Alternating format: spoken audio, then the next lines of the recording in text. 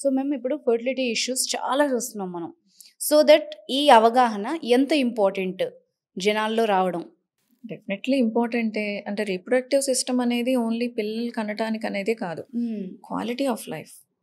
ఏదో life lead చేయడం అనేది ఇంపార్టెంట్ కాదు. మనం ఎంత హ్యాపీగా లీడ్ చేస్తున్నాం అనేది important. For example hormonal imbalance ఉంది. సో వాళ్ళకి అన్ని హెల్త్ ఇష్యూస్ ఉంటాయి ఫ్రమ్ హెడ్ టు టో.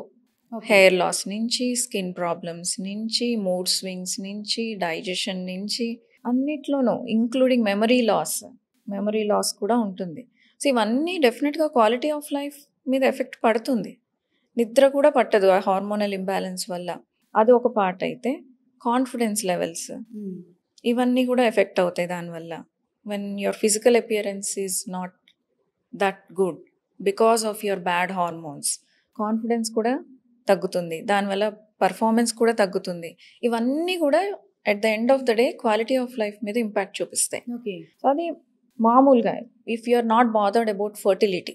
ఇక ఫర్టిలిటీకి వరకు వస్తే సో డెఫినెట్గా పిల్లలు కావాలి అని అనుకునే వాళ్ళకి ఇట్ ఈస్ వెరీ ఇంపార్టెంట్. పిల్లలు కావడానికి అయిపోయింది, ఫ్యామిలీ కంప్లీట్ అయిపోయింది, దాని తర్వాత కూడా సో ఒక కపుల్ కలిసి ఉండాలి, మ్యారేజ్ స్మూత్గా వెళ్ళాలి అని అంటే వాళ్ళకి ఎటువంటి సెక్షువల్ ఇష్యూస్ ఉండకూడదు.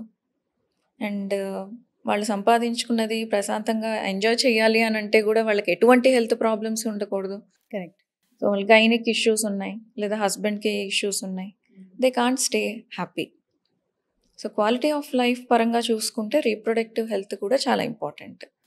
చాలా మటుకు పిల్లల కంటే అంటే అయిపోతే చాలు అని అనుకుంటారు. No, that's not the end. So it is before and beyond fertility.